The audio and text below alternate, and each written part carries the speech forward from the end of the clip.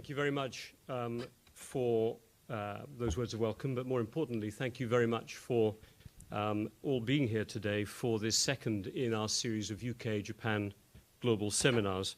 We're looking today, as you all know, at the role of the nation-state in addressing global challenges. And I want to say, first of all, that we're particularly grateful that so many of you would have come, not only here from Tokyo, but also internationally. And I'd like to add, therefore, my words of thanks to those of Yohei Sasakawa, with whom we are so pleased to have established this global seminar in partnership both with the Nippon Foundation and with the Great Britain Sasakawa Foundation. Now, as one of the co-presidents of Chatham House, I know that the Nippon Foundation is one of our most important partners. And I hope our partnership will continue to thrive, not just for the 5 years of the present agreement, but for a long time in the future, so that we can continue to exchange informed ideas about the many pressing global problems in front of us.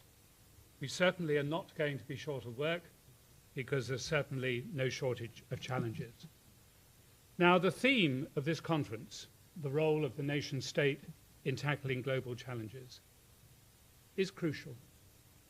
Crucial to a world becoming increasingly global. Some people believe that globalism will be the death knell of the nation-state.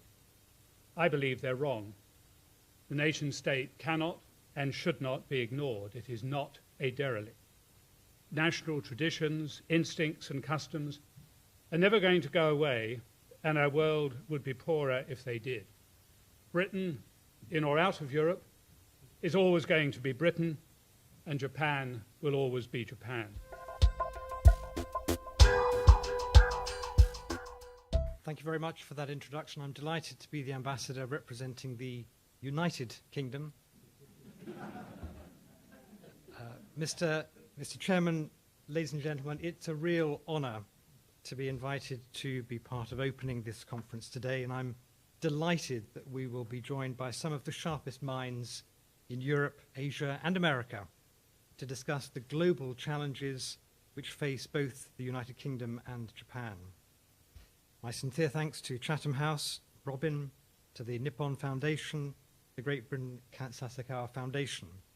And I think your commitment is emblematic of that deepening relationship between Britain and Japan and between Europe and Japan. Economic and commercial ties have always been strong, but there is now a renewed desire on both sides to expand cooperation in areas such as defense, international security, and diplomacy.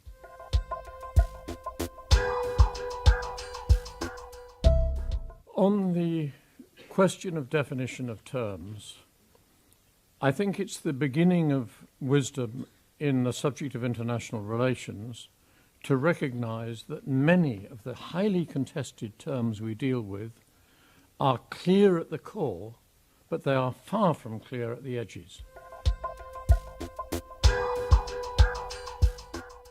When you comes to think about some, the names of the countries which tend to come out as troubled, can we consider North Korea in the same category?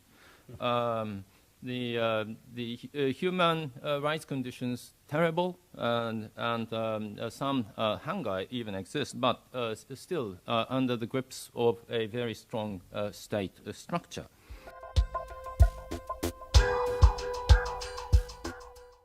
The critical area for governments is really how they communicate about risk, how government itself talk about risk.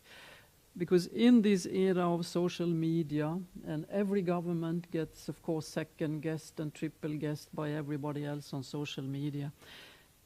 But there is also a great need for an authoritative voice. Broken window is like a failed state. Failed states are negative international common goods.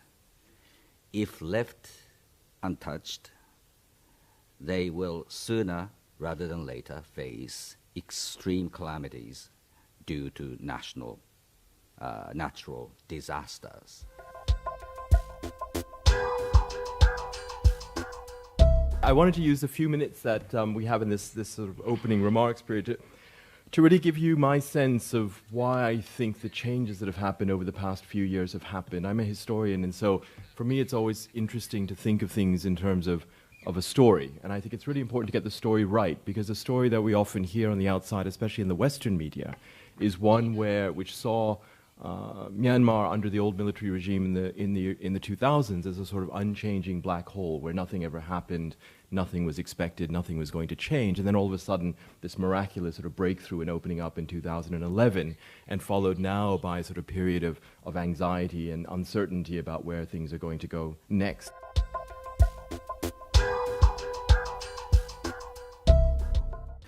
When it comes to other aspects of policy in Britain now, the picture's a bit more mixed, really. There's a lot of the policy is driven by public perceptions back in Britain, and public perceptions of Myanmar and Britain, or Burma as they still insist on calling it, are largely driven by one person, which is Aung San Suu Kyi. We are in a rather absurd situation where, privately, I think ministers would admit that if Aung San Suu Kyi objects to something, Britain can't do it. And a lot of the work of the embassy, the British embassy in Myanmar, has been taken up working with her. Now, I mean, she's an enormously attractive and incredibly important figure. You can't diminish that. I mean, she has an incredibly important role to play in Myanmar. But she is now a political player. She's a politician with presidential ambitions who may not be able to become president. There are many other players there too. And I think a lot of people in Myanmar would argue that perhaps Britain's policy needs to become more nuanced and less driven by pressure groups and by the public obsession with Aung San Suu Kyi.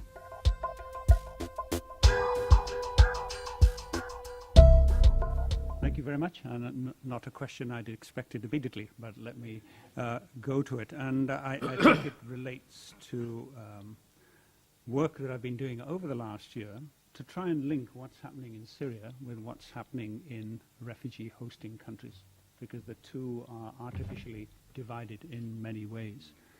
And I've been working with host governments, regional governments from the Gulf, international organizations, bilateral donors, NGOs, to try and define what we can do differently.